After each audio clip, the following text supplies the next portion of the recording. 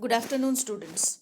Now we are going to continue with the last video, that is about HPLC, high performance liquid chromatography. Okay, we discussed that there are 6 major components needed to perform HPLC. What are those? Number 1, solvent reservoir. Number 2, high pressure pump. Number 3, sample injecting device. Number 4, a column, sometimes a guard column in front of the main column, then a detector and a potentiometric recorder. Now let us discuss one by one what are the all you can say parts of HPLC. Number 1 is solvent reservoir. The solvent reservoir should meet certain criteria. Number 1, it should have a large it should have a capacity to hold large volume or enough volume of solvent for repetitive analysis. Okay, there must be a provision for degassing of the solvent, and it must be inert to the solvent. Now, all solvents that are to be used in HPLC must be extra pure. Okay. All solvents used in HPLC must be extra pure because even a small impurity interferes with the detection process. Even the extra pure HPLC solvents are passed through 1 to 5 millimeter filter placed before the pump, or sometimes, as I told you in this schematic diagram, that the filter is there in the solvent reservoir. So the filter, okay, extra pure solvents also pass through the filter, okay, which is placed before the pump or along with the pump. Now, even a single air bubble can interfere with the continuous monitoring process. So the effluent, it affects the resolution itself, and hence all solvents should be degassed. Okay, since air bubbles interfere with continuous monitoring of the effluent and with the resolution, we have to degas the solvent, remove the gases from the solvent. Solvent degassing is performed usually by heating or inside the reservoir itself, sometimes by heating or by application of vacuum or by treating it with ultrasonic sound, or sometimes rarely by sparging with helium. Okay, so we have to degas it and use ultra pure solvents.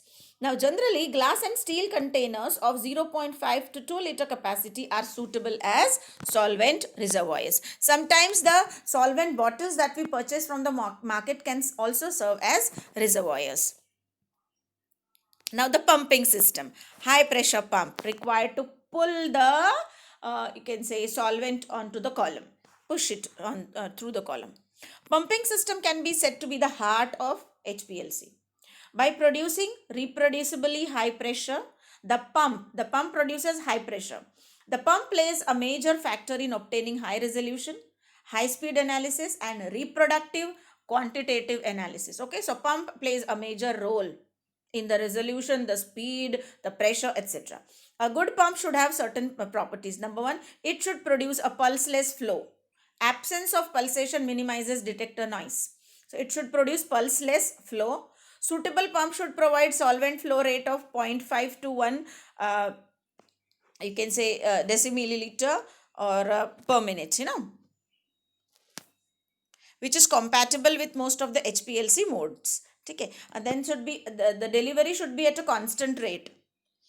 And then amenability to high pressure, up to it should be able to withstand high pressure, or it should produce high pressure, and the pump should be adaptable to gradient elution also, gradient method also.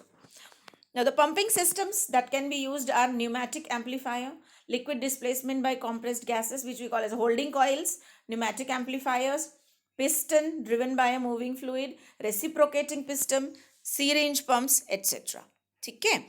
Now, how to inject the sample? Again, sample injection or sample introduction is important as far as satisfactory resolution is concerned. It can be injected by 2 methods. There is a specially designed micro syringe which can withstand high pressure, is used to load the sample either directly onto the column or to an inert material which is placed directly above the column. Okay, so a specially designed syringe, micro syringe, which can withstand high pressure, is used to load the sample directly onto the column, or it is loaded on inert material above the column. Preferably the sample is injected when the pressure has dropped to almost 1 atmosphere after switching the pump off. Okay, or along with it also it can be applied. The second method employs a small volume metal loop. there is a small volume metal loop which is filled with the sample. An appropriate valve then channels the eluent from the pump through the loop into the column. Okay?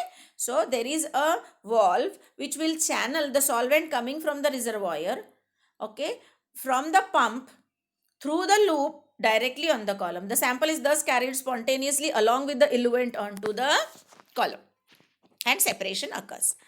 The columns which are used in HPLC may be made up of stainless steel or glass or aluminium or copper. Now, stainless steel columns are preferred since they can withstand pressures up to 8,000 pounds per square inch. Straight columns that are 20 to 50 centimeters in length and mostly 1 to 4 millimeter in width are in the internal diameter are preferred. The column usually possess an internal mirror finish which allows efficient packing also. The packing material is supported by a porous stainless steel or Teflon plug or disc which is placed at the bottom. So you have a column maybe of steel or glass, most of the time steel. At the bottom of the column there is a porous support made up of stainless steel or Teflon plug. Okay, that is placed at the bottom which will support the, I can say, column material, stationary material. Now the column packing or stationary material. The individual particles used for stationary support of HPLC in HPLC are small and uniform. Okay, the individual particles used as stationary material are small and uniform. You can use three types of rigid supports: microporous support like alumina silica, generally 5 to 10 millimeter in diameter. The particle size is 5 to 10 millimeter in diameter. Pellicular support, it consists of solid inert core onto which are coated several porous particles like glass beads of about 40 millimeter diameter. These supports are superficially porous. Okay, they are coated with porous particles, right? Then bonded phases, where stationary phase is chemically bonded to inert support and then it is filled inside the column. The packing of the stationary phase into the column should be uniform without any crack or channel for obtaining optimum separation, optimum resolution. If you want optimum separation, there should be no crack or channel in the column. It should be uniformly filled.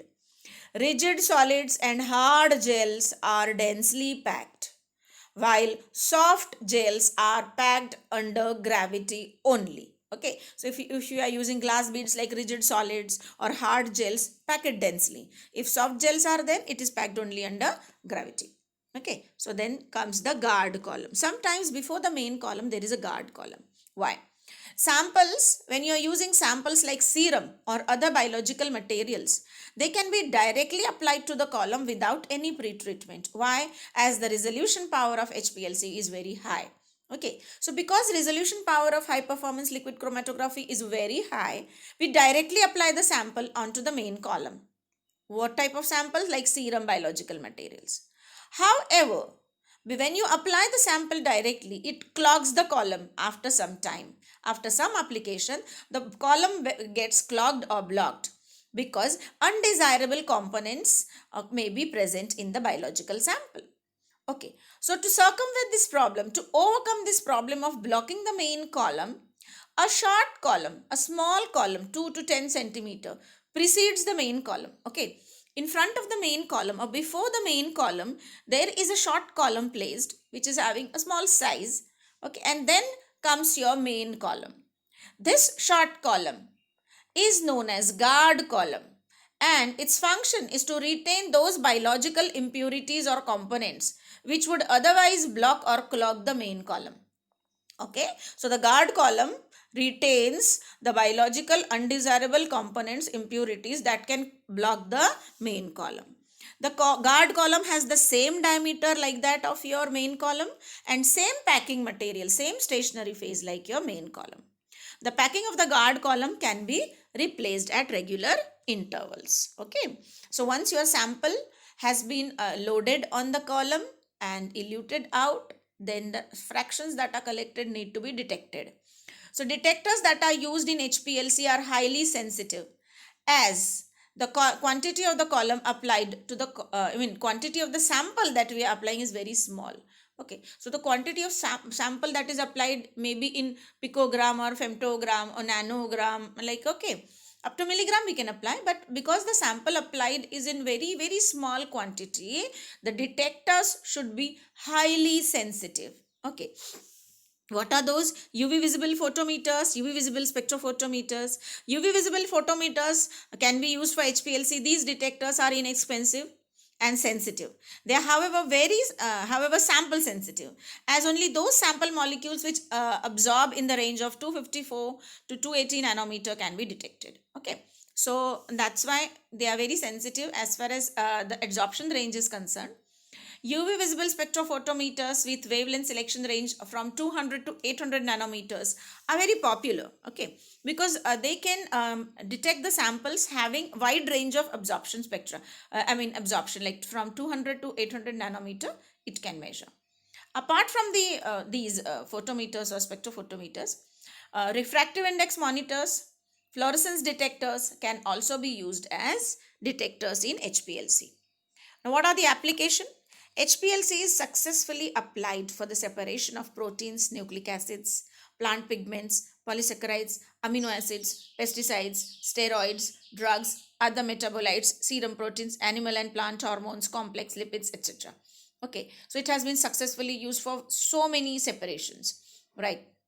Then few femtogram of sample can also be analyzed satisfactorily. Okay, few femtograms. That's why it's a very sensitive technique and widely used, or you can say very advanced technique. The detectors that are employed in HPLC are non-destructive in nature, and thus the separated component can be recovered for further studies. Okay, so the detector that you are using, they are not destructive in nature. That is why the separated component of the sample can be recovered for further studies. So this is all about high performance liquid chromatography.